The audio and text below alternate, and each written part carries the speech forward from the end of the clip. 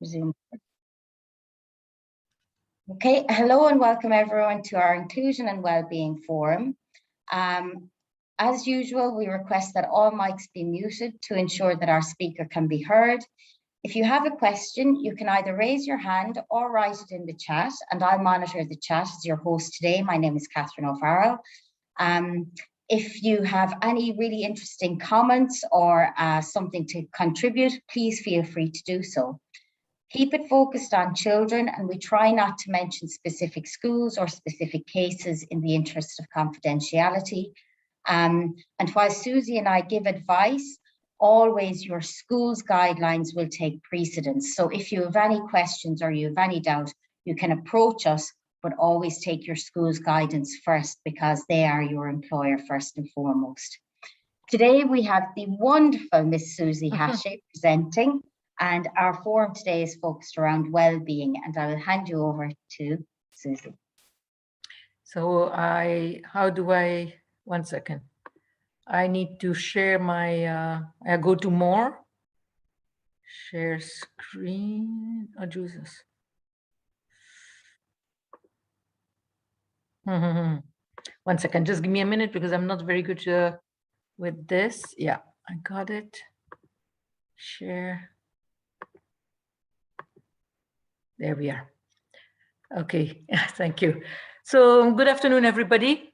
I am going to speak to you about strategies to deal with stress.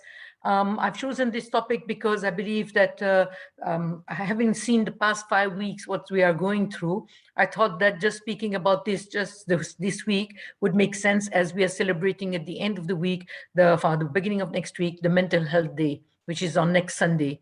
And most of the things that I'm telling here, it's because I'm hearing everything. I'm going to different schools who are saying the same thing. And this is why I thought that it's, we speak about stress, but stress, it's between us and the students. So I just wanted to, whatever I'm saying here, we can also apply to ourselves, because, it's the beginning of the year and we know how we are already affected by, and sometimes even overwhelmed. So it's stress, is it avoidable? No. I always say to the children that some stress is good because it makes you move, but we should be able to recognize what is it that I'm able to do and how much is possible for me. So some stress is possible to avoid and others not. Those that we can avoid is because we are well organized. And this is one of the first things that our children are lacking. So they have a lack of organization, they have a very poor time management, and this is why they procrastinate, and then they feel overwhelmed with the work and they feel so stressed, and then they don't even know where to start from. So there are stress that we can avoid, yes, if we have these skills, but those that we can't. For example, we are stressed because of the COVID. We are stressed because we are afraid of what's going to happen. But that we can't. We have learned now after 18 months to live with it, and we are taking so good care of ourselves that we are able to manage.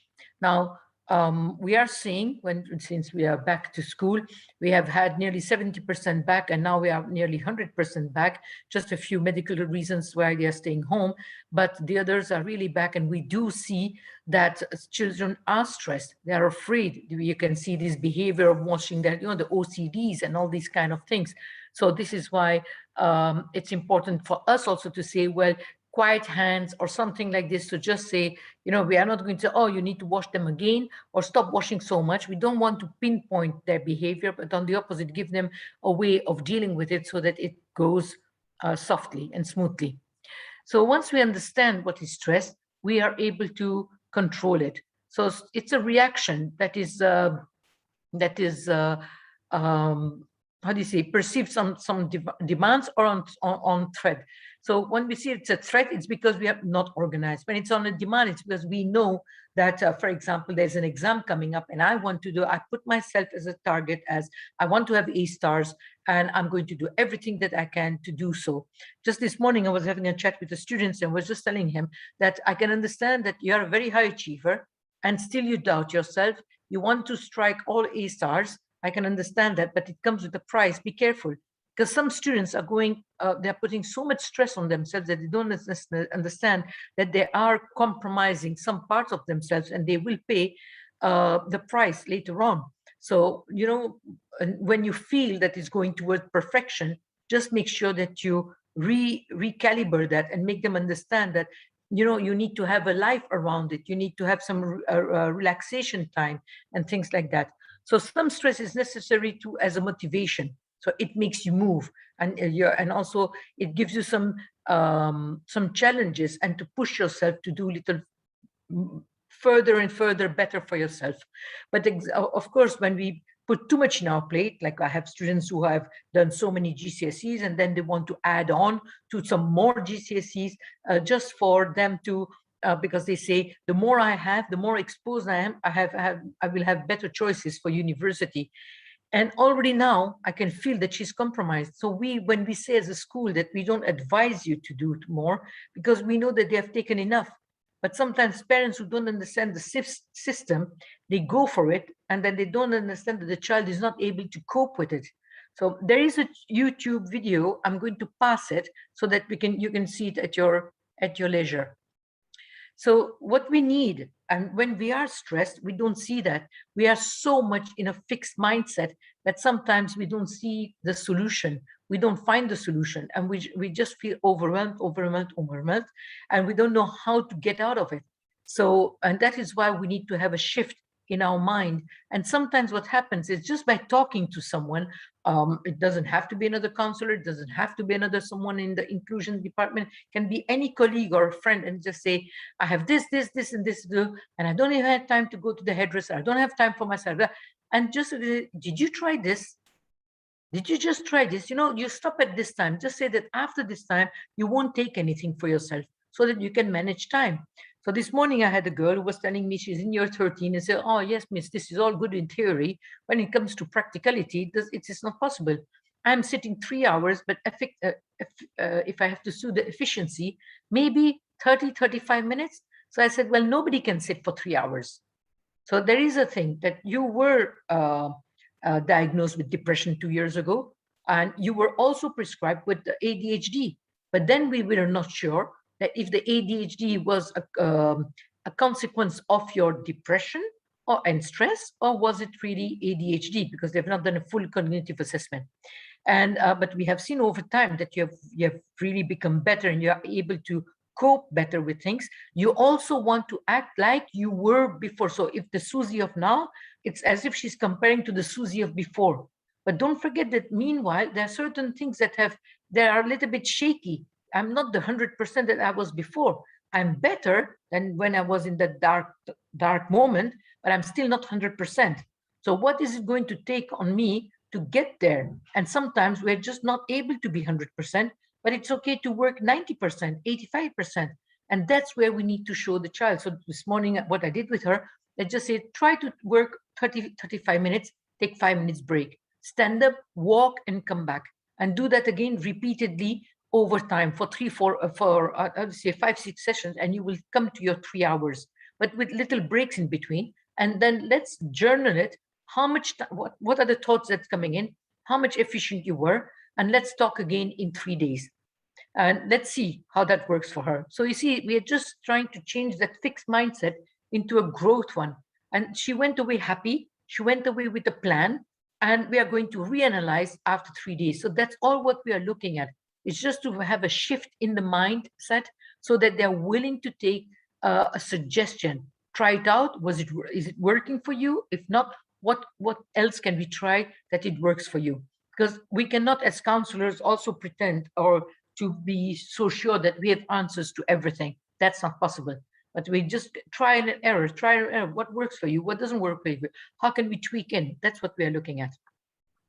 Then we showed this and we talked about that. So when you're in your fixed mindset, you are all the time looking at yourself as being not able to, that you look dumb compared to the others, that you used to be clever, but you're not anymore. Don't forget you have changed school. It's a different environment. When you changed school, you were online. Now you're back physically and it's your last year. There's so many changes. Give yourself some time. The effort means that I'm not good at it. If I would be good, it should be fluent. Not true. Everything that we do takes some effort. Everything we do, even if it's a simple thing, even if you're cooking something that you know how to, You're not thinking for the recipe because you have it in your mind, but you still need to do the steps right. You know, that you put first the fire, then you put the stove, then you're going to put the pan on it, then you put the butter or the oil on it, and all whatnot, you know, step by step. It has become automatic, but you still need to put some effort in, okay? So that's what's showing them just one by one that these are the things that's happening. Setback, yeah, well, you know, it didn't go as well as I was planning. I must be dumb. I'm not good enough. No, setback means that, okay, this is where I am now. What do I need to do? What didn't go well? Analyze yourself. Be critical of what didn't go well. Maybe you misunderstood a word in the sentence. Maybe you used the wrong formula. Whatever it is, reanalyze your paper and check where you went wrong. Once you understand your mistake, then you know. And also, you know, when we are stressed, what happens? It's like a block. And sometimes we just don't get to the answers that we want. So we need to clear that. Why do we say there is a purpose when we say go to what you know, come back to what you don't know? Because by the time you come back, your mind is still thinking. It's opening these little doors in your brain that is going to get you to these answers. But it's if you stay on it, and so sometimes say, oh, what was that name? What was that name? And we know it starts with this letter, but you don't find the word. And then after some time, you're going to find it. It's because you're thinking about so many things at the same time. And it's, of course, very easy when we didn't get the results that we wanted. What happens? We give up. But that when we are in the important years, we cannot give up, because then we would give up on our future. And this is why we ask students to talk. Sometimes it's easier to talk to us at school than to talk to their parents, because they have this thing that my parents, they don't understand mental health. They don't understand what I'm going through. They just want me to study 24/7. We have parents like that, and we just need to educate them too. So if I can make a little bracket here, when you're speaking about mental health in your school this month, I would also do that for your parents so that they understand how is the system working, what are the children going through, what is our pressure, our expectation doing to them. Why is it that their child are bedwetting or crying in their beds, or they don't have time to eat or to do sports, and then physical, how they put on weight and things like that. How is it that they feel all isolated? Why is it that they don't share enough with you? All these things. So please do so, because the more the parents would understand the situation, the more open they will be. Because of course we cannot go to the parents by pointing fingers, or we can just say when we speak in general, more is coming out. And then when we show to the parents and the students the growth mindset, when you are open and when you are willing, you can learn so much. And we learn in different ways. Sometimes you also need to know what's your best way of learning. Are you kinesthetic, visual, auditory? What's the best way for you to learn? And effort, if something takes too much effort and you're tired, of course you're not going to be able to do so. I know that Catherine and myself, we do a lot of sports, but if there is a moment that we are overwhelmed, we won't be able to do this body pump thing and pump up these kilos and kilos of things. But when we are tired, well, it will seem so much that we are not able to lift. But when we are well, we can lift so much, and we can do much more too. And that's what we want to show. When are you trying to study the most important thing? When you're tired, it's not going to come as easily in that if you would take it when you're fresh.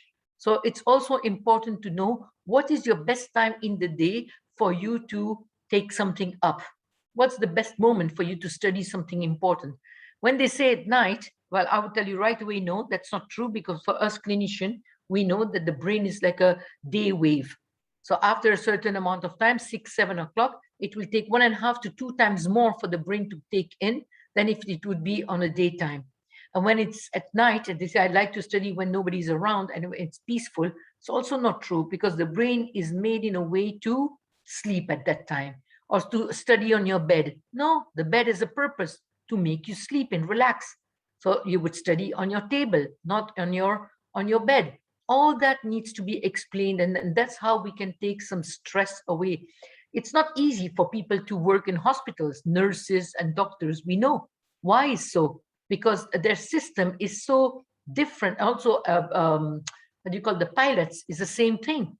They have to learn to sleep in the daytime so that they can make up for their sleep, so that they can be, effective when they need to how do you say, drive the plane or whatever it is, or for the doctors not to fall asleep, and they sleep very less, and they're predicted. That's something to learn. It's not acquired, you know, it's something, it's not just in you. You're learning over time to get it. Okay, so that is why we have to how do you put that, rewire those things. Setbacks are absolutely okay. Yes, fine. It didn't go well this time, next time better. Okay, and that's the spirit that we want. When you're not taken, how many parents are coming now back to school saying my child cannot lose? Well, winning, it's a question of luck. So the more games you will play, and of course, sometimes when we play at home, when we have only one child, we say, oh, it's okay if they win, it's okay if they win. Well, no, because when they play with their friends, what happens? The rules, that we cannot change rules. We have to play the same way, that the rule of Uno or snake and ladder, whatever it is. And the more we will teach the children to lose, it's okay to lose. It's important to understand that losing is okay this time, and I will do better next time.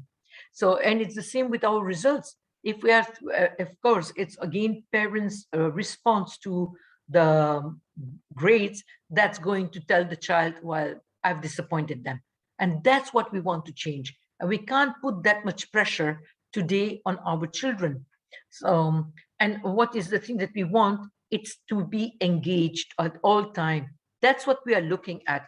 This is why we speak as counselors also about healthy eating, healthy sleeping, so that in the morning when the children are coming to school, well, they are awake in the lessons.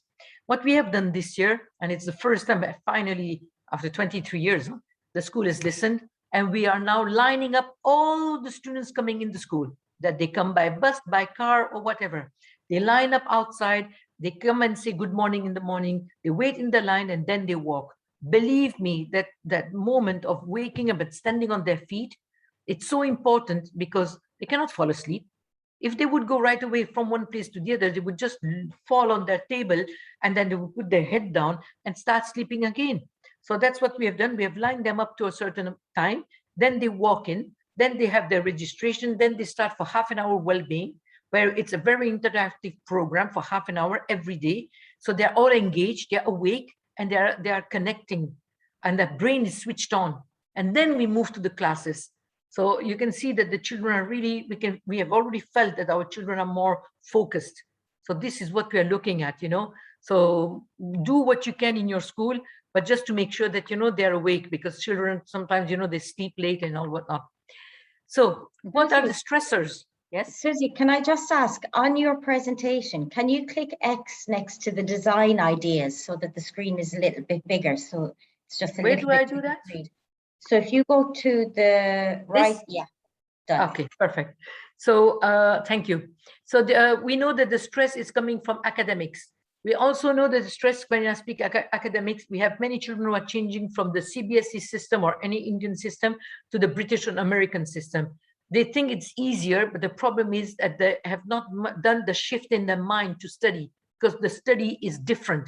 When we are going from learning by heart to critical thinking, it takes time. And parents, they don't understand. They say sometimes, oh, my child was such a brilliant child in the previous school. I don't understand why my child is not doing well.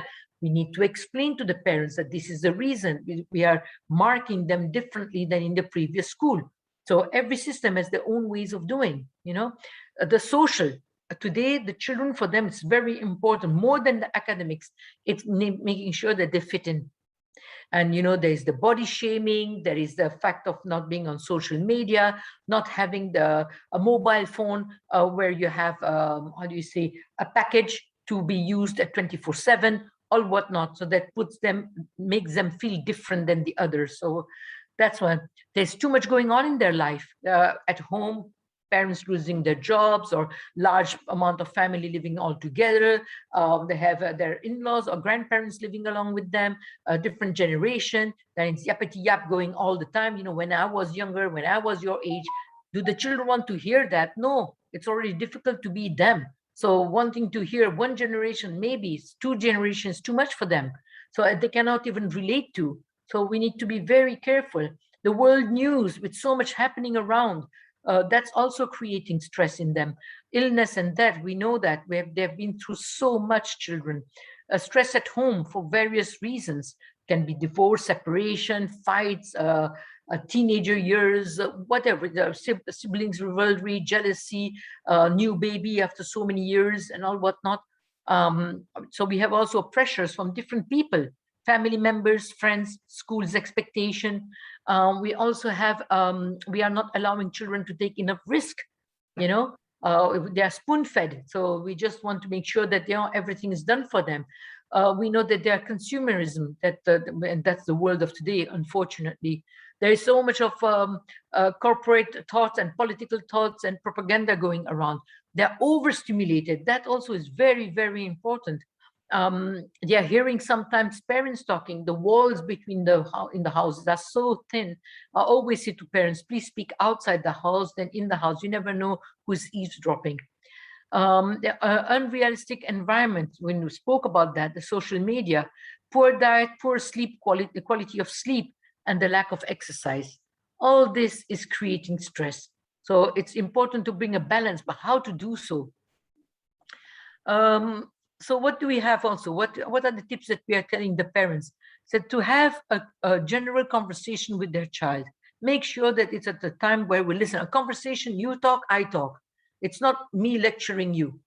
That doesn't happen. Or me criticizing what you just said. It's just conversing, taking turns one by one. Talk about and label what you have observed, what you have seen, what you're not happy about, what's going on in your life. I always start with the I, the pronoun I. I feel that I've noticed that you don't sleep enough. I've noticed a change in your breakfast in the morning. You eat much less. You're always on the go. You don't take time anymore. Okay, don't assume what's going in their life. Okay, that we are very good at guessing. No, we have to stop that as adults. Don't just say I'm stressed, because it's very important to say what are you stressed about. Most of the students are using very general words like this. Please make sure that you ask them why. It's very important that they speak more about the feelings around it, around the topic, about the teacher, around friends, around peers, around anything that they're going through. Try to find out the source of the stress. So we had something that there was something that happened just before the school closed a year and a half ago, and it was like a kind of an unfinished business. We did sort out the issue at that time online and all because it was COVID, we couldn't meet with the parents, both sides and all. And from our side, we have also given the punishment that was necessary for the child. I hate the word punishment, but the correction that had to happen from that child, because he had hurt a girl. She felt that he hurt her. And but we found out now that it actually was not right, and the girl had wanted to get back at the child. That's why she made up a story, but the story was so well made it was very difficult to not believe her. But then she came back very manipulative, and when she came back to school, it was like a drama queen. So we also need to be careful about that. And I, of course, because we are in that field, we know. So I just listened and made her believe that I was believing what she said, but it took me just 2 days to break her down, break her in a positive way. And I just told her, oh, I'm so proud of you to stay so long at school, because you are able to stay till this break. Let's try tomorrow if you can stay for a longer break. And she kept on. And after 3 days, believe me, there was no more need to go home. She was trying to manipulate her parents because that was the only way she found to have what she wanted, because they have really mellowed around her. But we never gave in. And at the time also, I gave to the parents, I said, to make them understand how much we believe that the daughter is not well. I also gave them a number of psychiatrists and psychologists that they never went to, because they also found out that actually their daughter was manipulative. So the story just ended there. Since my students had done teen-to-teen program, I've also, the mental health first aiders, I'm using them as buddies. And I assigned one buddy of year 13 to that girl. And believe me, the story just ended there and then.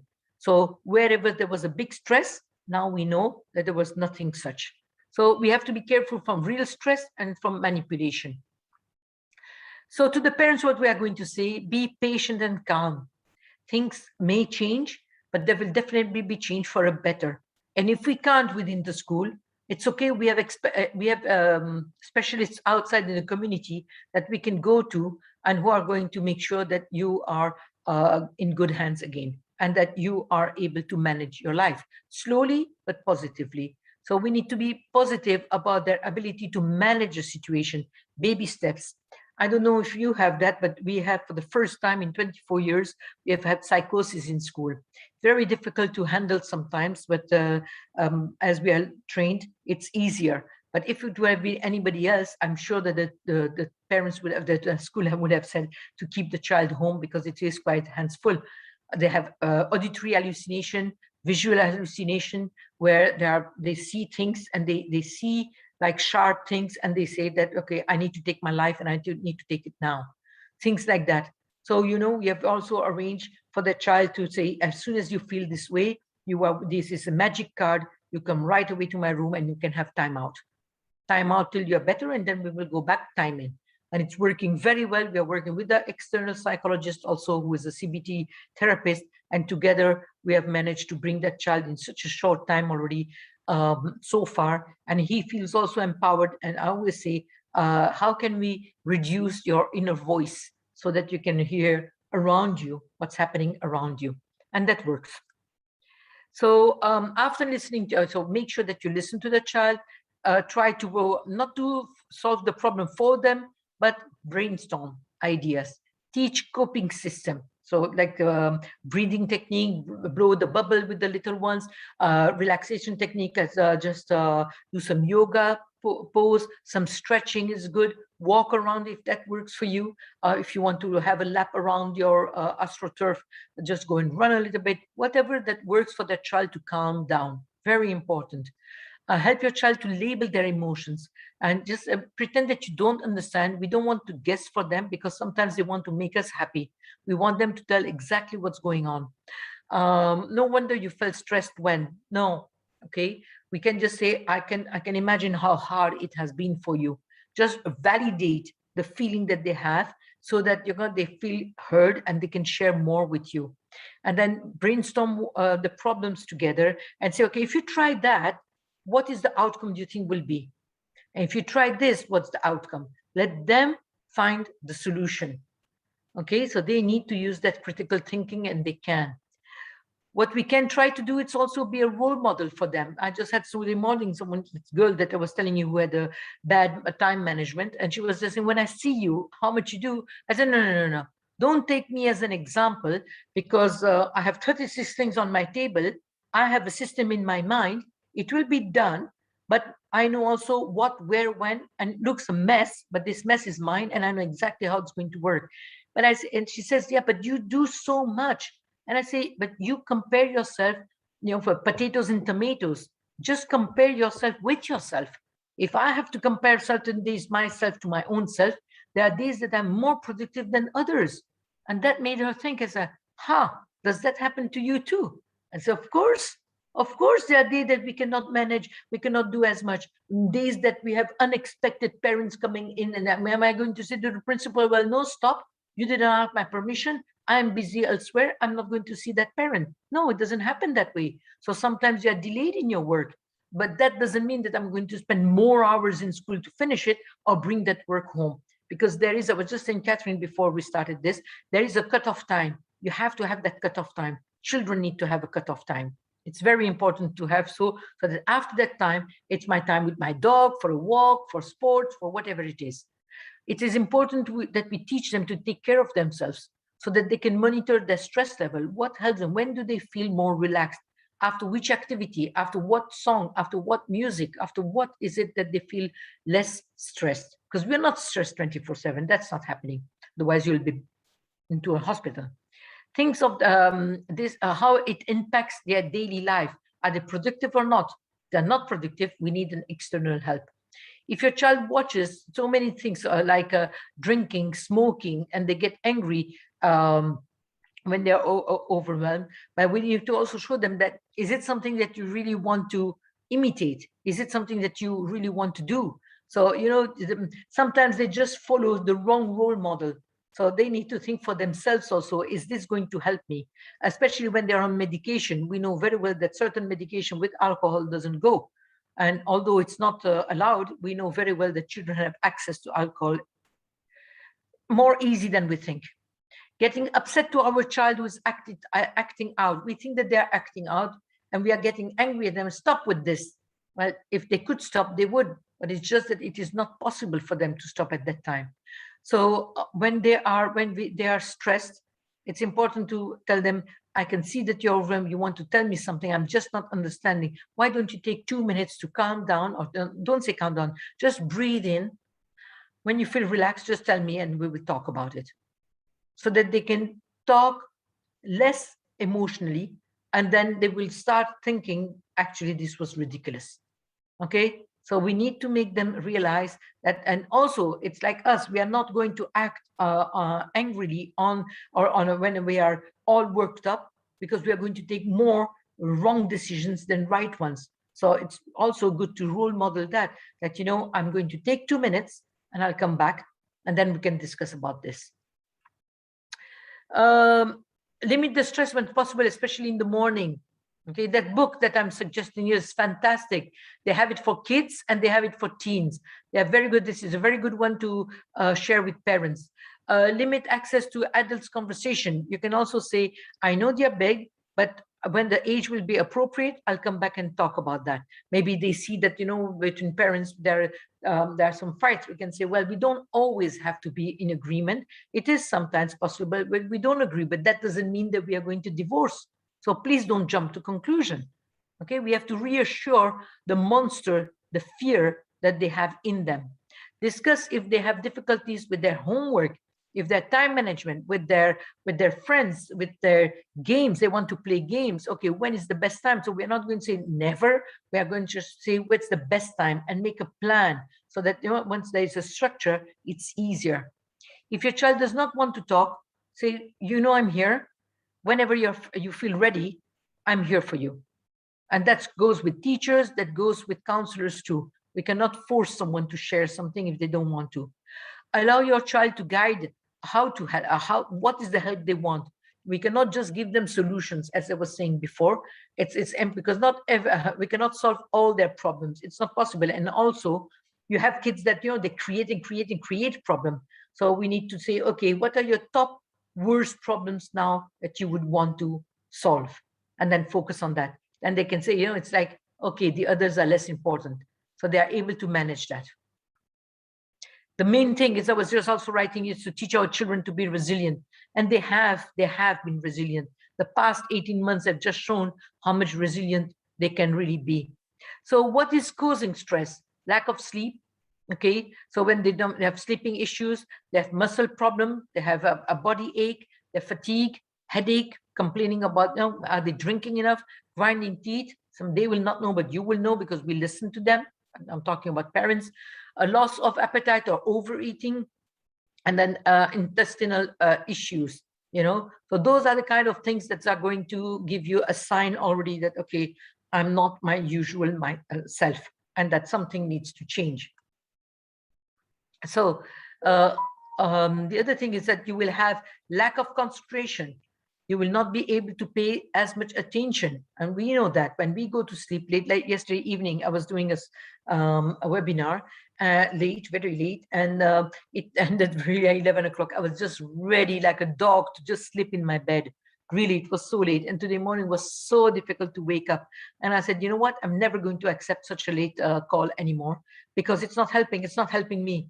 And I'm not going to have a productive day. I was afraid of that. So just before reaching school, I made sure that I ran around the school 2 times before getting in, so that I could, you know, my energy level will be a little bit higher up. The feeling of anxiety or guilt, irritability, being uncertain is also creating stress. A change in your eating and sleeping habits, loss of energy or too much of energy, and being over enthusiastic, wanting to take everything around play. We want to be part of everything, and at the end we don't do anything. So it is very good for the little ones to just give a little person and say to the child, can you show me on this person where are you feeling the pain? And then we talk about it. You know, it can be on my head, on my heart, on my stomach. Maybe they will say in my legs. So different parts of the body they will say. And then we can, the more we will talk about it, we can find out where is the stress coming from. Okay, now we are relating on from the physical to the emotional, and children are often better, are more willing to speak about when it's physical to emotional and not the other way around, because they sometimes they feel that they're not entitled to feel that way. So we have to make sure that we tell the parents or our children, you need 7 to 8 hours of sleep. This is in high schoolers. We are talking about the year 11 to 13. We need more, 8 to 9 hours for your 9 and 10. And we need even more for 7 and 8 and lower. Okay, we know that the babies, they need 14 hours of sleep, and then we go slowly down. But it's not possible to sleep less than that, because by the time that the exams will come, we'll be like this lady, overwhelmed with the books and sleeping on our desk.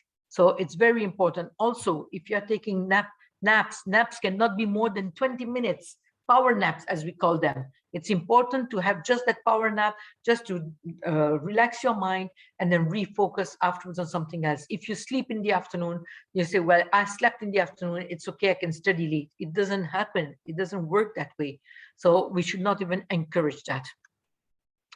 Eating habits, we know we're not going to spend much time on this. We have to make sure that we have less carbs, less sweets, and more of the, how do you say, fiber, proteins. A lot of vegetables and fruits are very healthy. So we need to make sure that we have a healthy eating habits, and that's going to help. I'm sure that you must have also noticed that quite a few students have changed so much, lost a lot of weight drastically. When I came back to school my first week, I was really tense. I really was afraid that the principal would not support me. I really wanted the girl to be in the hospital. She was 34 kilos. 34. I was afraid that she would, something would happen in school. And when she went for her vaccine, thank God, the nurse didn't give her a vaccine and said, you need to go to Rashid. And when she came to Rashid, they took her vitals and they kept her because they found her to be very weak. Thank God. And they kept her in. They have given her, they've kept her for quite some time, given her a meal plan. Or she's now talking to a psychologist, psychiatrist, and she is slowly recovering. She's now on 1,200 calorie per meal. She's having per day, sorry, and she's able to manage that. But she had gone down to between 400 and 600. Can you imagine? She was literally starving. We are talking about that. Just 2 days ago, I went and did blood test for my dog, 1,500. I was just feeling that, okay, what's going wrong? Everything, she seems fine. She eats well, she poops well, she sleeps well, she's playful, she enjoys with the other dogs and all whatnot. And we went to the doctor, he couldn't find anything, the vet couldn't find anything, and said, okay, we'll do a scan. And I just said to my husband when I come back and say, you know what, we're going to divide the food on 3 times and we'll increase a little bit. Within not even a day and a half, she's so different that we just canceled the scan.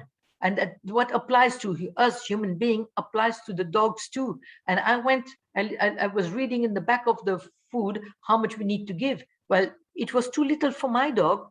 I needed to readjust and give more because she was really literally having bones on herself. That's it. And I said, she's too young to be like this.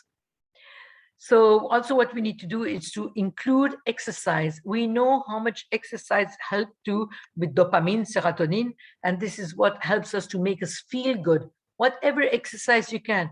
We have a lift for once in the building, but of course that's not well done because where I am, there is no lift.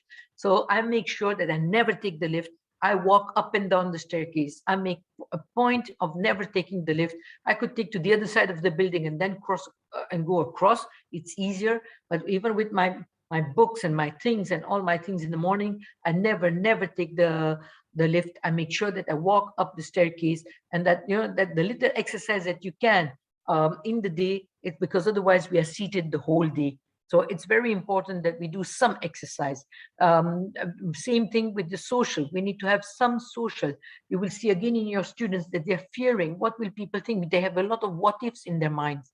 And if they talk to you, say, what if they don't accept me? What if they feel that I don't look like them? What if I have now a girl who is trying to break her friendship with her friend that they have been friends since FS. And she has in her mind that, no, something is going to go wrong, so I better stop myself the friendship before she lets me go. And there is nothing such happening. They are so good together. And we just need to learn to kill that what if. So I just said that, okay, when you're talking, how is it? It's fine. When you're in your class and when you do work and all, how is it? Everything is fine. She says, when it's not fine, it's the moment that we stop talking. And there are moments that we don't need to talk. We're just on the bus or and we don't need to talk. Well, at those moments, that's when it's hitting me. And I just want to break our friendship because she's not able to manage that time where nobody's speaking. I said, you know what you're going to do?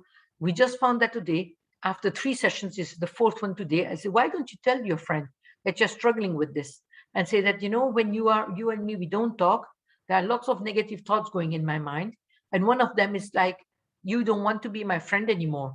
So I would like to break my friendship before even you say that. And those are the kind of thoughts that's going in. As she's in year 12, she said, in beginning, she was a little bit doubtful. And then she said, yeah, I think I can manage that. I think I'm going to say that those are the thoughts that's coming in. It's nothing that I would like to do, but it's just good. So how can you help me to make those thoughts go away? And maybe her friend will find a way to help her out. So it's important that we show that we don't always have the solution. Sometimes they can bring it themselves. Most of the time, it's they bringing the solution. Also, I have this yoga ball here, and I would really advise you, if you have the place in your office or in your classroom, have one yoga ball, because it's nice to switch from that, because that bouncing that you can do, and I do some of my session on the bouncing ball, and it's really helpful just for me to feel that energy coming back in me. And it's something different, the rolling and all. And the students have learned that too. And now they're asking me, Miss, can I use your yoga ball? I say, yeah, well, if you return it, why not? So now it's now going from class to class. So just bring different ways. What works for you can also work for your students. Just check that. Those who come, and it's true, we'd say that, and we see that also, those who are exercising on regular basis are less affected by stress. And we can see that in all our major sports people, that you are in tennis or in any activities, you will see that because they exercise so much, they have no time for this, because of that dopamine and serotonin. So they may be quite tired, but not depressed. So maintain a social support. Very important that you pick up when you're sad. Who is going to be able to do so? Do you have a good friend? We don't need so many, but 1 or 2. Provide an insight when you're confused. That someone that you can have fun with. Then you need to also extend your social scene, because we are also making you ready for university. Don't forget to provide also a supportive ear for your friend. It's not always you blah, blah, blah, blah, blah, blah, blah, blah to your friends, but also to be able to do the other way around, because otherwise friends will leave you, because you are always, and then you would be called like the drama queen or the drama king. So that is why it's a two-way street. Be positive.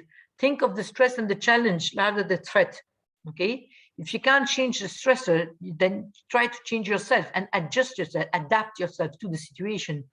Don't drift along the stressful situation, take action, okay? Get yourself a message, okay, on how well you can cope. What can you do? Baby steps, one thing at a time. You will see that children who have anger issues have difficulties doing this. But one by one, when we show them, they become better at it, because they always say when they have anger issues, it's the other one who is responsible. Sometimes they are responsible. Most of the time, actually, they are the reasons why people don't want to be around them. So we need to teach them that. So there are some very good programs for anger management. Time management, we spoke about that. Plan ahead, prioritize, make a to-do list, make something small within the short time that you have. Go back to the bigger things when you have more time to it. Remember to break tasks in smaller pieces.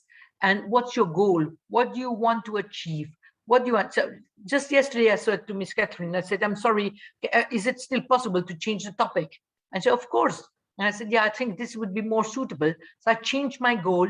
She was positive about it, and she made it happen so quickly. I really thank you for that, because I was just thinking, if we speak about this, makes all sense about speaking about this month. And since we are all in this boat for now, I think it's good that we can give tips to one another on how we can do this, and also for us to realize that we are all going through the same things, similar things. So it's important to know also that if the stress starts building up, it is going to interfere with our output, whatever it is, schoolwork, our school life in general. So it's important to talk to someone. I'm astonished. I think I'm thankful to COVID, because 2 years ago, when I started to do just counseling, because I was responsible of 3 departments, after then 2, and then just now 1 since the past 2 years. And because of the COVID, I've had more than 500 referral in a year. 500, out of which so many success stories and a few only that are carried on to this year. The first year when I was doing just counseling, we had around 100, 120 students only. So you can see how more children are knocking on your door, parents who are emailing you, WhatsApping you, I need an appointment, I need help for this, I need help for that. But don't forget, with parents, we are not also a free service. So it's important to give them also, listen to them, wherever you can help. Like I had this morning, a parent was asking me, I said, Madam, it's very clear, it's a siblings rivalry. We will need to give you, I can give you some books to read, I can give you some tips. And if it doesn't work after some time, then I will refer you to an external psychologist. Because at the end of the day, we cannot manage, and parents enter in a school where I am of 2,800 and the only counselor, that's not happening. So we need to manage that also. So it's okay to say, to refer outside. And encourage your child to come and speak. Okay, so unplug, important for us and them. Enjoy life, have fun, make sure to breathe, to say stop. When it's too much for me, I have this red, I have made in cardboard a red circle, and I pin it on me, and I just go, and everybody knows, okay, Susie is not available, we should not approach her, because everybody just wants to talk in the corridor. And then they have understood that, okay, she's not going to take anything in. This year, I've even more reinforced, put a referral in, have the consent of the parent, then I'll start seeing the child. If you don't do that, I won't see the child. So that's also working, because then you don't feel overwhelmed. So you have to see what works for you. It's important to, I'm also taking some classes outside. I'm just going and say, oh, you know what, let's go for a walk. Then we sit under a tree and we are having our counseling session outside. Why not? So it's nice, you know, and with this daylight and the day sun, it's good for them too. And they are learning like, hey, that's possible. Of course it is. Of course it is. So it's very nice to do so. Farah, I think I'm coming to the end. So I just wanted to say that the stress management is that we need to prioritize, being organized. It is important to have some physical activities. We have to be emotionally intelligent about those things and use our emotional, the EQ more than the IQ. And then communication is the key. And we have to make a way that, you know, we are more in the green. So yes, we are welcoming people to talk, okay? And when you can't, you can just say, I need a break. Can you please come back at so-and-so time? So I would love to hear your story, but I just not now. I'm not able to see you now. And I want to do justice to you. Can you please come back at this time? And believe me, students do. And it's good to tell them to chill out. They don't know anymore what it is like. Thank you very much. Here it is. I'm sorry if I've been too fast, but there was so much to share that I needed to rush a little bit. Sorry. Thank you so much. I hope that you enjoyed it. I think, as always, it was really interesting and useful information. One of the things that really stood out, I think, was building and maintaining social support, especially for counsellors and inclusion practitioners. We listen and absorb so much of people's issues and their problems. It's so important that we have people who we can talk to on a professional level so that you can offload some of that, literally take it out of you and get it out from your system. Please, guys, we've got how many, over 30 of us here today.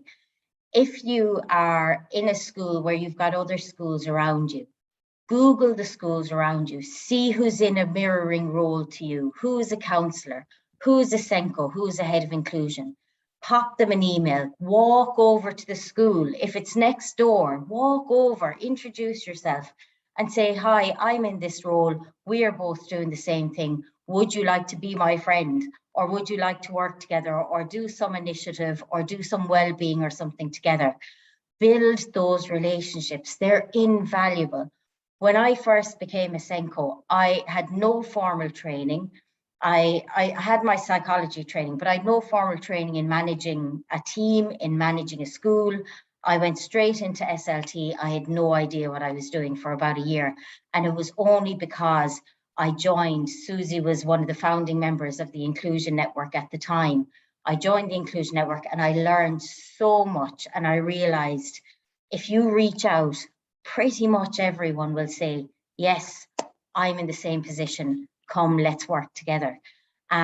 This year we've got I've got a WhatsApp group for new Senkos and heads of inclusion, but everyone's welcome if you want to come and join. We've got over 130 who I know about, who are brand new to either the country or the role. Everybody needs support. We're all learning. So reach out, please, guys. Yeah, I would say, it's a question of daring. You're not alone, and there's no questions like stupid questions. No, there's nothing like that. Any questions is welcome. We are benefit. I'm the GEMS network leader around the world, so I know exactly what I'm doing and how much of all the GEMS staff, all the GEMS counselors are under me. But never there was under me. We are along. We are among. We are together. And I always say, I can share this. What can you give? It's always giving and sharing and all that. So this is what we need. And that's what Miss Catherine trying to say also. The more you will put yourself out, you will always see that there is someone and someone to help you. There is so much going on, and for inclusion or well-being, there is so much in Dubai, but it's up to you to just come out. So don't hesitate. You have Miss Catherine's email. She's put it there. So don't hesitate to email us, and we will continue helping you as you want. Next month is for me. Next month is Catherine. I say next month you are speaking about inclusion, and it maybe next month we can have two, or we'll see, because we have also anti-bullying. And I think it will be nice to have maybe next month just two, because December is short. So instead of doing in December, maybe we can do, what do you think? Let's think about that. Let's have a chat about it. Yeah.